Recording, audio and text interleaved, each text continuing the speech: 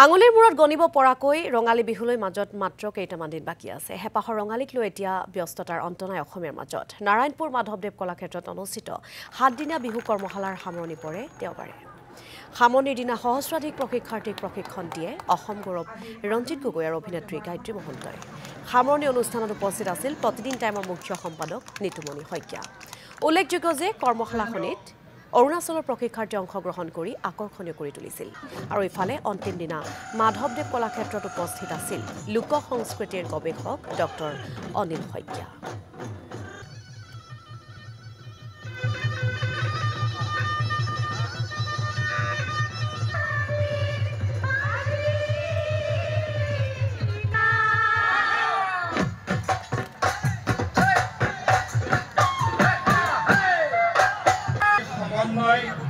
সমন্বয় সাংস্কৃতিক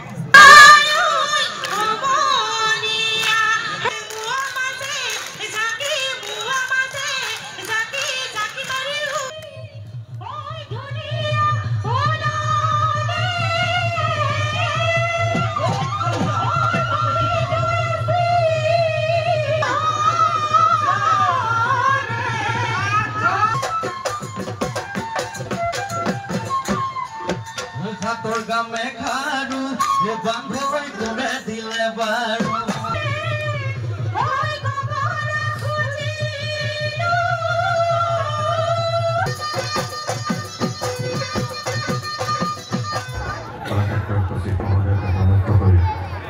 উপস্থিত সুধীবৃন্দ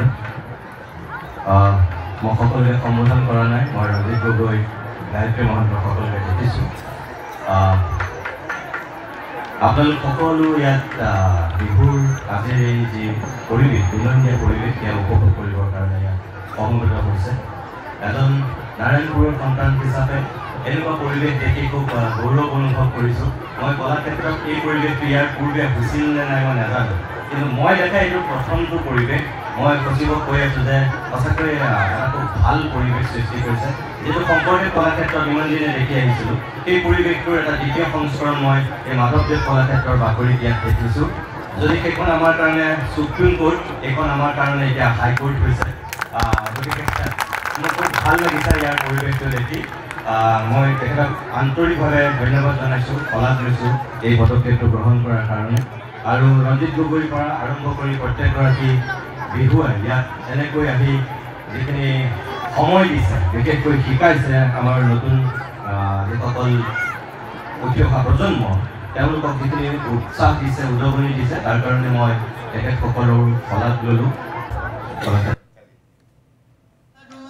বান্ধবই কৰে দিলে বাৰু সকলোলৈকে মই আগতীয়াকৈ ৰঙালী বিহুৰ বহুত ওলগ জনাইছোঁ।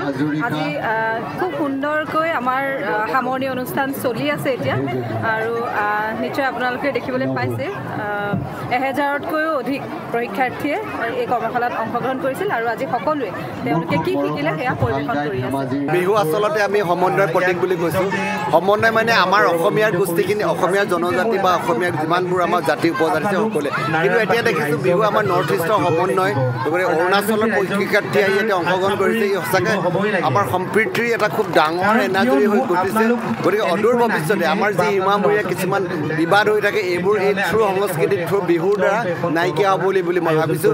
ভৱিষ্যতে আমি ভাবিছোঁ কি ওচৰ চুবুৰীয়া মেঘালয় আৰু নাগালেণ্ডতো বিহুৰ এটা ৱৰ্কশ্বপ হ'ব লাগে, আৰু যিটো কাৰণে আমাৰ সংহতি